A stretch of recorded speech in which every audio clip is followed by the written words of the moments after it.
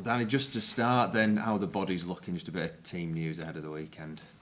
Good, yeah. We've had everybody on the grass, which has been a real positive. Everybody but Tommy Elphick.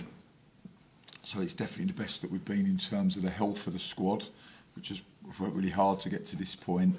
And yeah, it's a real positive. It certainly gives a competition in training and a competition for selection, which are both very positive. And Carlin Grant in particular, how's he looking? Yes, he's been on the grass, so we're hopeful that he'll be available come Saturday. And just a couple of other names that have been out for a little while, one longer than the other, Alex Pritchard and Camille Grabara, how are they getting on? Yes, so Alex has trained. He trained all last week and has trained this week, and is available for selection, which is a massive plus. He's worked hard, Alex. He's desperate to get back. His attitude and work ethic to all of the work has been excellent. It's been a really, really frustrating period for everyone, but mostly him. You know, I know the supporters will be frustrated.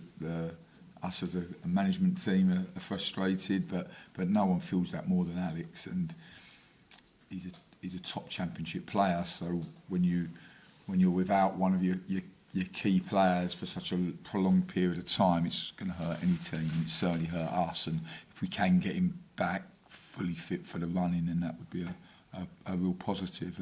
And Camille is going through the concussion protocol, which is a day-by-day process, probably because of the nature of the contact. We will probably look to give him a game before he's available for first team selection, because I think it's a bit like riding a bike, isn't it? If you fall off of it, then you want to get back on it. And I think that's probably the first time he's had that real big head collision. I suppose it is the life of a goalkeeper, but as a young goalkeeper, he hasn't experienced it before. And I think a game prior to being available for first team selection would be the right thing to do in terms of the stepping stones. How much do you have to teach the players to be adaptable in the game when the weather is like this, the wind and the rain, and maybe the game plan you had isn't appropriate if the conditions are so horrendous like they've been recently?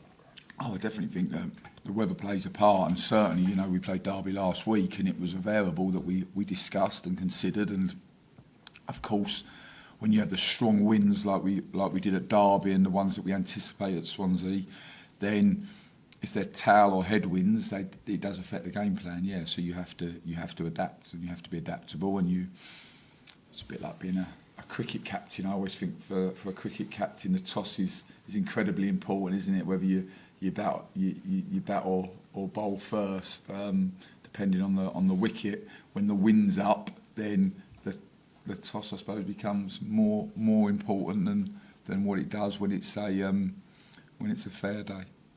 Swansea City, then, a team that probably renowned for a passing style out of the back. You're talking about different profiles of teams. What are you expecting from them?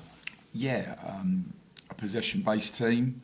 One of the most slick teams in the division in terms of the way that they build and the work that they do in possession.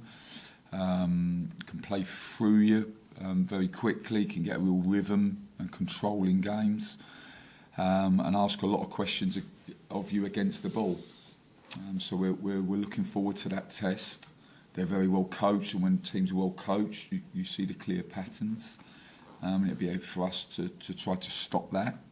But also to try to affect them when we've got the ball, and to ask questions of them when we're in possession. And I think that is always your challenge. You're respectful when you're away from home, that you might be without the ball a little bit longer than what you would be when you're at home. But we feel that we are working towards a consistency away from home. It's obviously very difficult to accumulate points in the Championship away from home, but we're working towards a consistent performance on our travels, and I think that's important, and we feel that we've got a strategy that works for this group.